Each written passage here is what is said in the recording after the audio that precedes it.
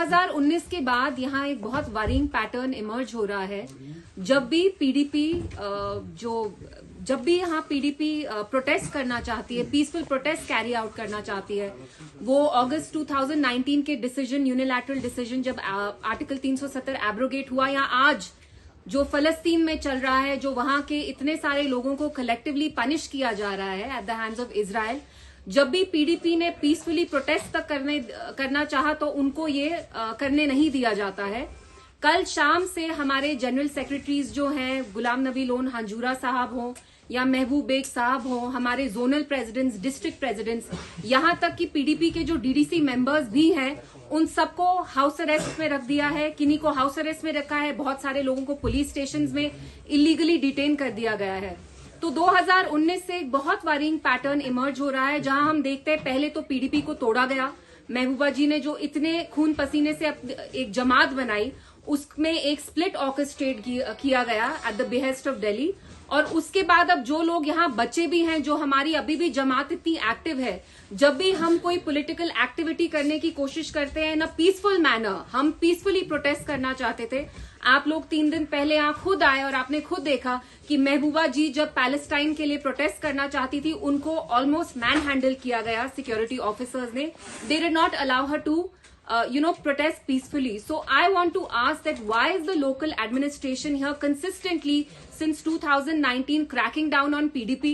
और आप हमें एंटी नेशनल करार, मतलब you denounce us as anti national, जबकि जो हम एक्टिविटीज करना चाहते हैं वो पीसफुल है। आप खुद देख रहे हैं द इंटायर वर्ल्ड, पूरी दुनिया में कैसे millions of people are coming out on the streets, they are coming out to support Palestinian civilians, जिन पे आप देख रहे हैं कितना जुल्म और सितम हो रहा है। उनके ऊपर फॉस्फोरस बॉम्ब्स फेंके जा रहे हैं। 1500 बच्चे पिछले 2 हफ्ते में उनको मारा गया है। They being slaughtered, entire bloodlines are being wiped, and let's not forget the Indian government's official position is that they have condemned Israel's aggression। जैसे Israel humanitarian international law flout कर रहा है, वहां उनने इलेक्ट्रिसिटी, पानी, मेडिकल सप्लाईज तक बंद कर दिया है। तो मैं यहाँ की लोकल एडमिनिस्ट्रेशन से पूछना चाहती हूँ कि आप पीडीपी पे सिलेक्टिवली ये क्यों आप बार बार टारगेट कर रहे हैं? पीडीपी के लोगों को ही बंद किया जाता है। इस साल अगस्त 5 पे जब हम प्रोटेस्ट करना चाहते थे against the illegal abrogation of article 370, तो तब भी महबूबा जी, यहां तक मुझे भी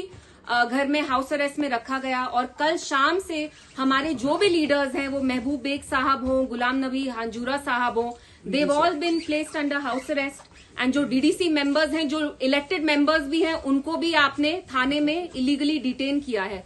तो why are we seeing this kind of treatment meted out to PDP? आपको लगता है कि जो यहाँ की बाकी जमातें हैं उनको शायद आप अपने अंगूठे के अंदर कंट्रोल कर पा रहे हैं? पीडीपी वाहिद ऐसी जमात है जो अभी भी जम्मू कश्मीर के लोगों के हकूक, उनके आइडेंटिटी के लिए लड़ रही है, लेकिन फिर भी आप देखते हैं कि एडमिनिस्ट्रेशन का जो व्यवहार हमारे साथ है वो कम्प्लीटली बायस्ड है, प्रेजुडिस्ड है।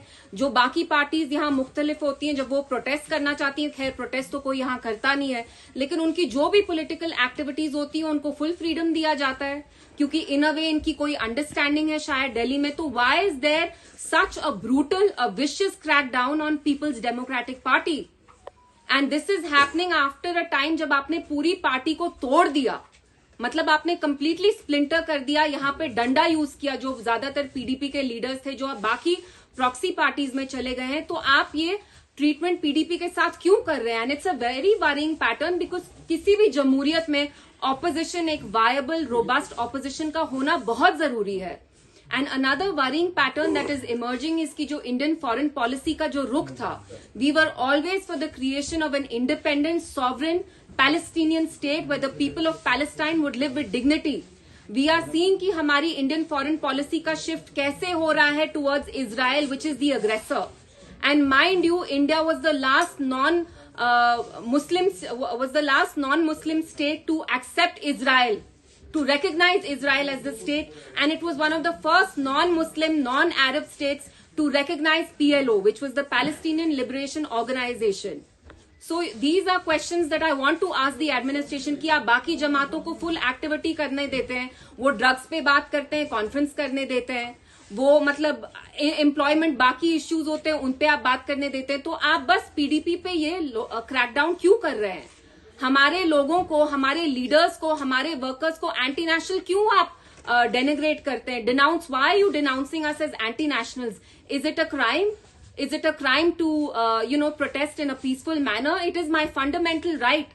हम में से जो भी यहाँ बैठे हैं, हमारा फंडामेंटल राइट बोलना ही नहीं है. It's not just the freedom of right of expression, it's also the freedom of right to protest peacefully. It's a safety valve for a democracy.